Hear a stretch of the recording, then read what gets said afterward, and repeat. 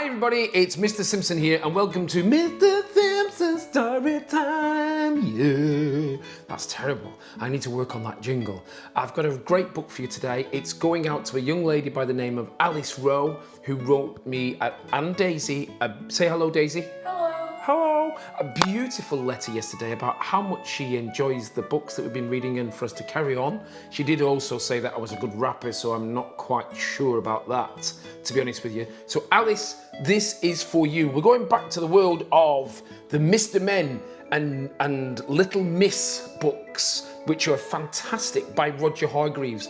And the reason why I'm going to read this for you today is Daisy told me a story about when she was in reception class and they read Mr. Skinny at her local school, and Mr. Skinny fell down the plug hole in the shower and one of her friends cried. Now, Mr. Skinny does get out. I'm sorry if that's a spoiler, but when he falls down into the shower, the plug hole, he does get out in the end. It just made me laugh. So the book we're going to read for you today, Alice, is Little Miss Bossy. Now, this is not you. I'm not saying that you're Little Miss Bossy, so I hope you really enjoy it. Here we go. On Monday, Little Miss Bossy went for a walk. She met Mr. Nosy. "Where are you going?" he asked. "Mind your own business," she retorted. On Tuesday, she met Mr. Noisy. He was singing. Noisily, of course. "Shut up," she told him. On Wednesday, she met Mr. Happy. He was smiling, as usual. "Take that silly smile off your face," she said. As you can imagine, Little Miss Bossy wasn't very popular, to say the least. Now, little did Miss Bossy realise, but somebody had seen her bossing Mr. Nosy about. And that same somebody had seen her bossing Mr. Noisy about.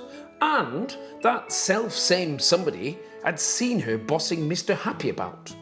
The wizard, whose name incidentally was Wilfred, went home thinking, "Something really ought to be done about Miss Bossy," he thought to himself as he walked along.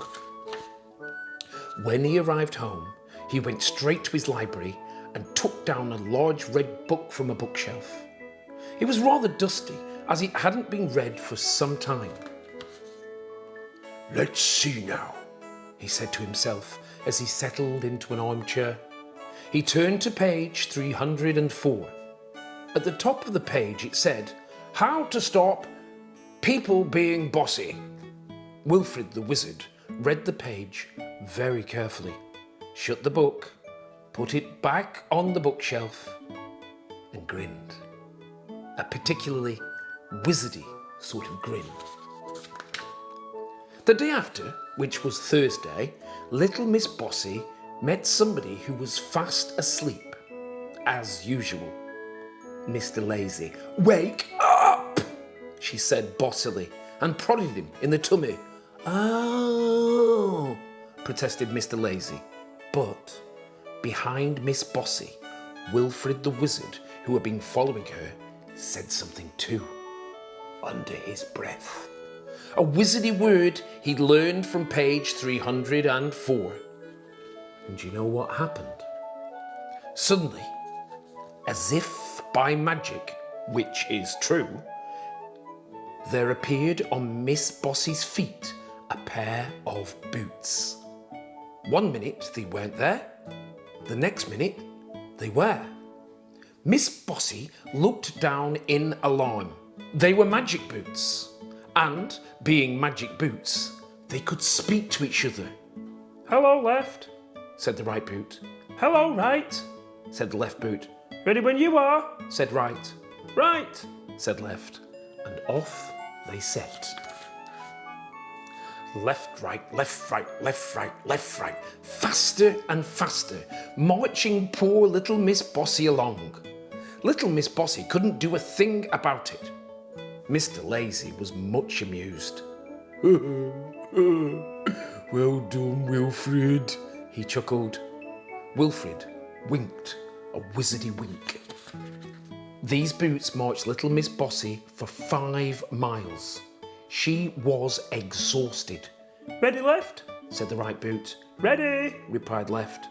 A 10. Said right. Shun. Said left. And they came to a halt. Little Miss Bossy was quite out of breath. She tried to take off her boots, but it was impossible. Along came Wilfred. Those, said Wilfred, pointing to the boots, are only for people who are too bossy.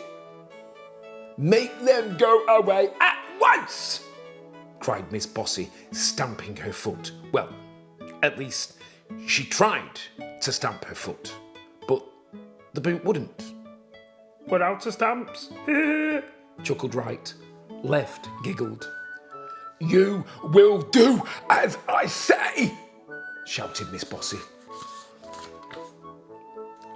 Ready when you are, said right. Right away, replied left. Quick march. And off they set again, left, right, for 10 miles.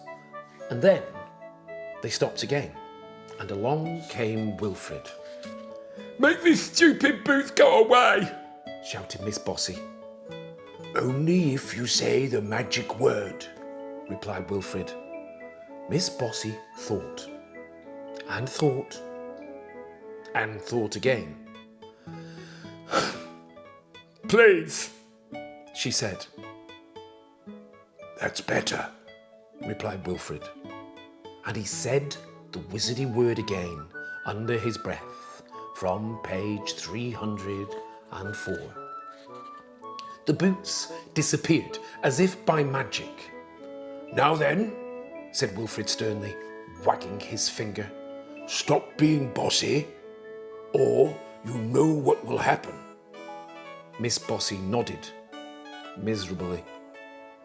Very well, smiled Wilfred, and went. And do you know something? From then on until now off, little Miss Bossy was a changed person. Not bossy at all. And you know why, don't you? You know what she's afraid of? Bossy boots. Thank you very much. I hope you really enjoyed Little Miss Bossy. This was for Alice, and I'll see you all tomorrow for what is going to be our very last story for a while. Bye!